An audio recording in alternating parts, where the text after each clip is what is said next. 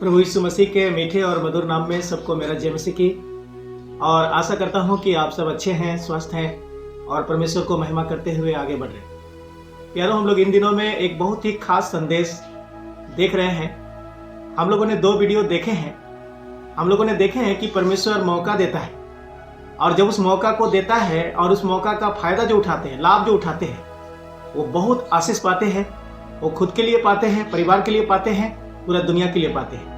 हम लोगों ने पहला व्यक्ति के बारे में देखे हैं जिसको परमेश्वर ने मौका दिया, वो था नूह। और एक बड़ा जहाज बनाया उन्होंने और किस प्रकार से परमेश्वर का सेवा किया। यारो, हम लोग दूसरा व्यक्ति के बारे में देखें, वो था इब्राहिम, जिसको परमेश्वर ने मौका दिया और कितनी बड़ी आशीष, कितनी बड़ी खुशी उसके जीवन में दिया। और हम पूरा बाइबल में इस बात को देख सकते हैं। फिर हम लोगों ने देखें तीसरा व्यक्ति के बारे में, जो था मूसा। बार बार इन्होंने बहाना किया और काफी साल लग गया यारो, लेकिन परमेश्वर इसको मौका दिया और इन्होंने एक बहुत बड़ा काम किया। यारो, अगर ये तीनों वीडियो आप नहीं देखे हैं तो हमारा YouTube चैनल में ये तीनों वीडियो है, आप जरूर देखिए और आप आशीष पाइए। जो आज हम लोग देखने वाले हैं एक जवान व्यक्ति के बारे में, जो मूसा का सेवक था, मूसा का दास था, मूसा का सेवा टहल करता था। और परमेश्वर ने एक बहुत बड़ा मौका इसके जीवन में दिया। मूसा के बाद हम लोग यहोशू का पुस्तक, उसका 1 अध्याय और 1 और 2 वचन पहले पढ़ेंगे और फिर और कुछ वचनों को पढ़ेंगे।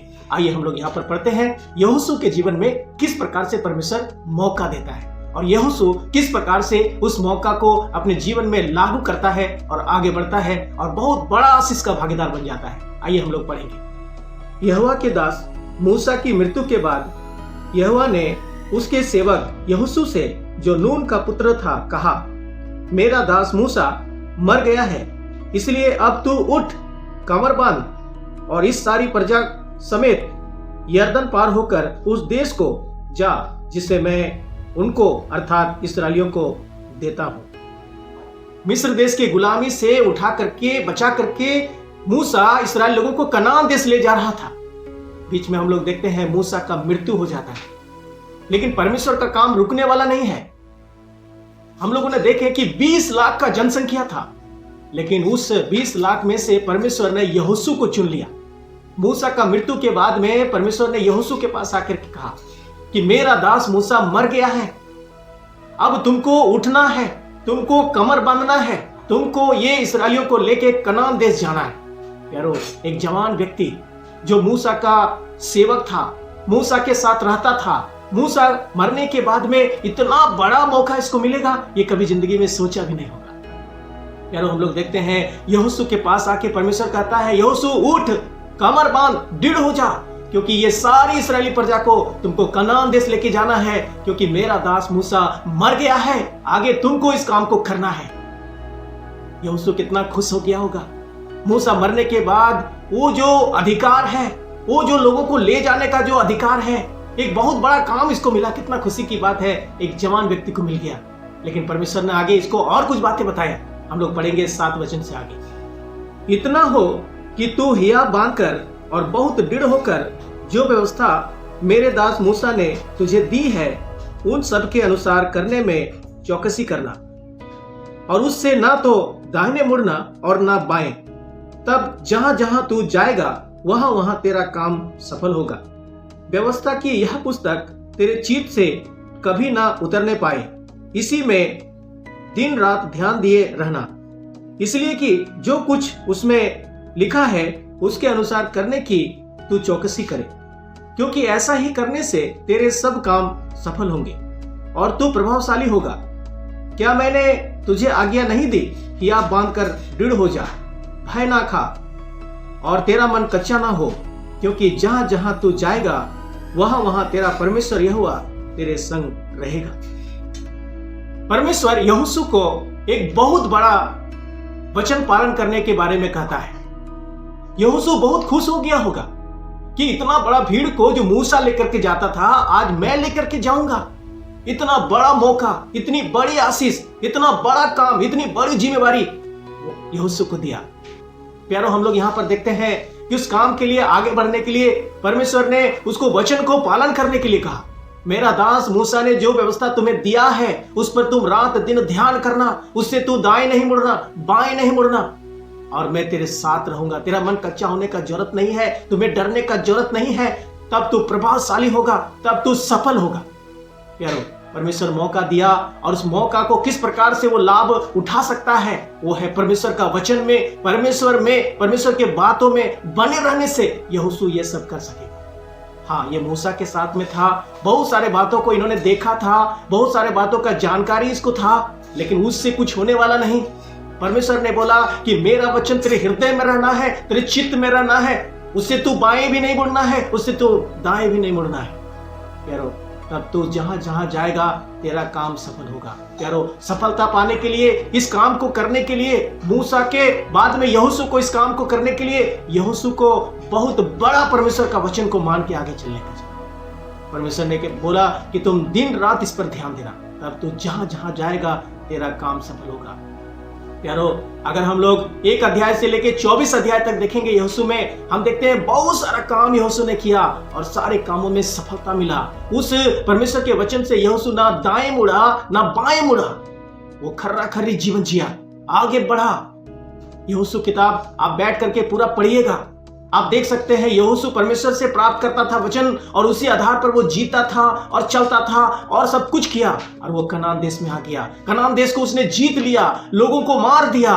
दूध और मधु जो धाराएं बहने वाला देश था, वहां पर वो आकर के बस गया, वहां के जमीनों को बांट करके इसराइलियों को दे दिया, हर एक गोत्र को दे दिया।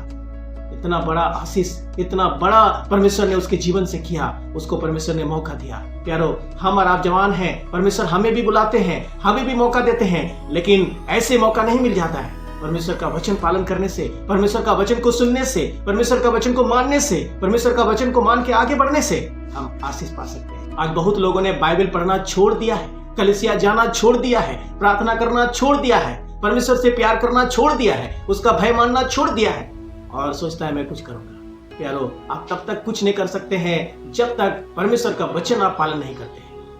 यहोशू परमेश्वर का वचन को एकदम हुबहू जैसा परमेश्वर ने कहा था वो ऐसा ही पालन किया और बहुत बड़ा आशीष मिला। आइए हम लोग 24 अध्याय में देखते हैं कि यहोशू अब बहुत बूढ़ा हो गया।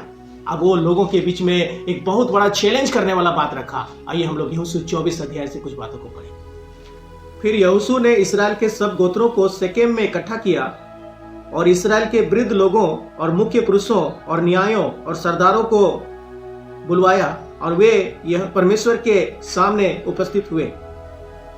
तब यहोशू ने उन सब लोगों से कहा, इस्राएल का परमेश्वर यहोवा इस प्रकार कहता है, प्राचीन काल में इब्राहिम और नाहोर का पिता तेरा आदि तुम्हारे पुरखा हरात महानंद के उस पार रहते हुए दूसरे देवताओं की उपासना करते थे, और मैंने तुम्हारे मूल पुरुष इब्राहिम को महानंद के उस पार से ले आकर कनान देश के सब स्थानों में फिराया और उसका वंश बढ़ाया और उसे इसहाक को दिया।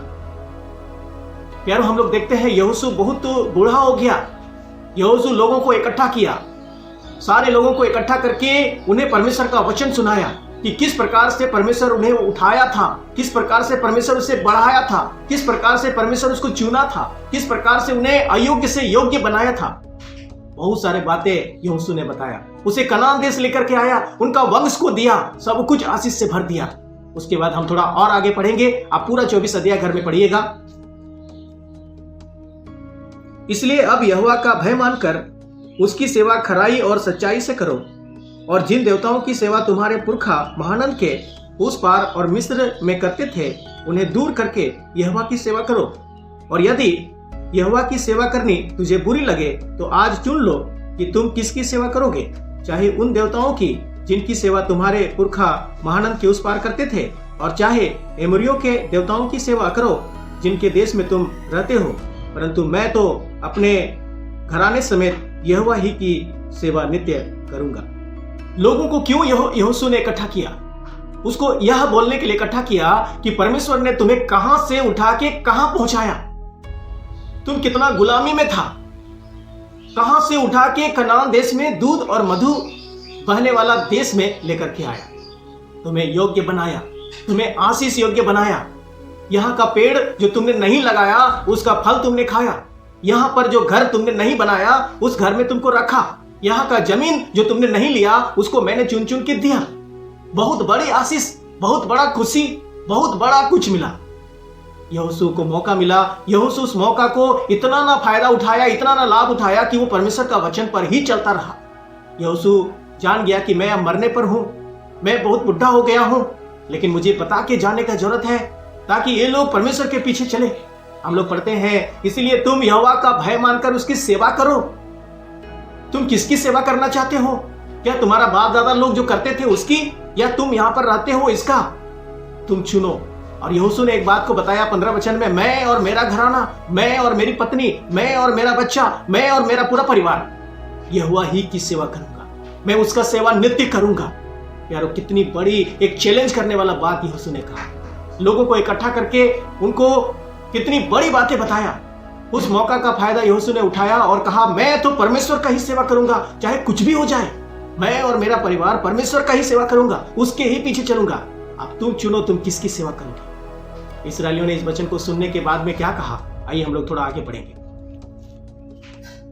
तब लोगों ने उत्तर दिया, यहोवा को त्याग कर दूसरे देवताओं की सेवा करनी हमसे दूर रहे, क्योंकि हमारा परमेश्वर यहोवा वही है जो हमको और हमारे पुरखाओं को दासत्व के घर अर्थात मिस्र देश से निकाल लाया है और हमारे देखते बड़े बड़े आश्चर्य कर्म किए, और जिस मार्ग पर और जितनी जातियों के मध्य में से हम चले आते थे उनसे हमारी रक्षा की, और हमारे सामने से इस देश में रहने वाली एमोरियों आदि सब जातियों को निकाल दिया। इसलिए हम भी यहोवा ही की सेवा करेंगे, क्योंकि हमारा परमेश्वर वही है।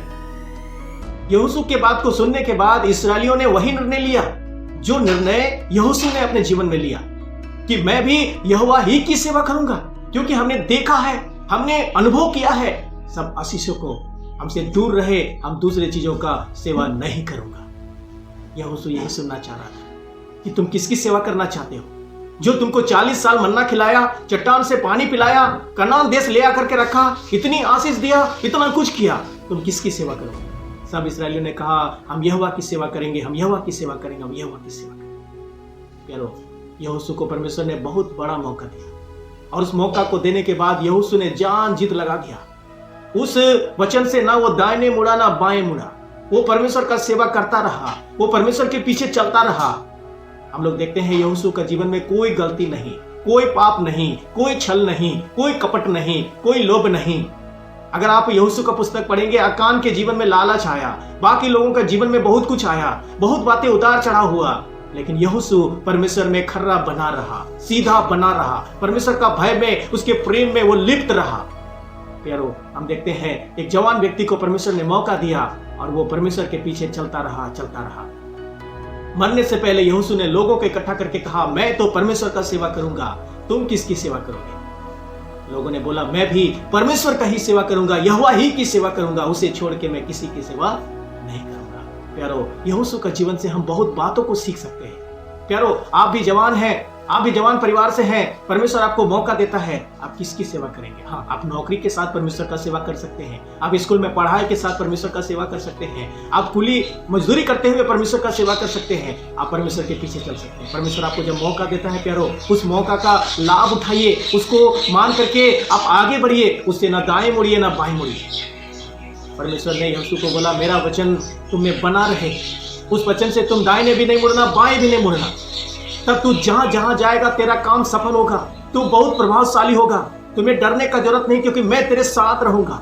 और परमेश्वर उसके साथ रहा। प्यारो, आज परमेश्वर अगर हमारे साथ रहेगा, दुनिया के कोई लोग आपको हिला नहीं सकता। परमेश्वर का वचन आपके साथ रहेगा, कोई आपको हिला नहीं सकता, आप हर जगह सफल होंगे, बहुत प्रभावशाली बन जाएंगे। प्यारो, यहोशू के जीवन से सीखते हैं। प्यारो, परमेश्वर जब आपको मौका देता है, आप अपने जीवन में क्या निर्णय लेते हैं? हम लोगों ने 4 व्यक्तियों के ऊपर में देखे, हम लोगों ने नूह के जीवन में देखे, हम लोगों ने इब्राहिम के जीवन से देखे, हम लोगों ने मूसा के जीवन से देखे, हम लोगों ने यहोशू के जीवन से देखे, जो बहुत बड़ा काम मूसा के बाद यहोशू को मिला, जो कनान देश लेकर के आए। प्यारो, आपके लिए भी परमेश्वर बहुत बड़ा योजना बना के रखा है, लेकिन अगर हम परमेश्वर में खरा खरी जीवन जीते हैं, तब हम कुछ कर सकेंगे, तब हम आगे बढ़ सकेंगे, अन्यथा हम कुछ नहीं कर सकेंगे। इस वचन को सुनने के बाद आइए हम अपने जीवन में एक नया मोड़ लें और हम परमेश्वर का सेवा करें। परमेश्वर जब आपको मौका देता है, आप आगे बढ़े। यहोशू कभी नहीं सोचा होगा कि इस प्रकार से मुझे मौका मिलेगा। प्यारो, अचानक एक मौका आएगा, आपको समझ में भी नहीं आएगा, अचानक आपके सामने वचन आएगा, अचानक आपके सामने ऐसे आशीष भरी बातें आएगा, आप क्या करेंगे? यहोशू कुछ नहीं बोला, वो आगे बढ़ा, परमेश्वर का वचन को पालन करके एक बहुत बड़ा आशीष के योग्य बन गया। तो वो हम सबको आशीष दे। आने वाले दिन में और भी कुछ बातों को हम लोग देखेंगे। आप जरूर देखिएगा। सुनने के लिए बहुत बहुत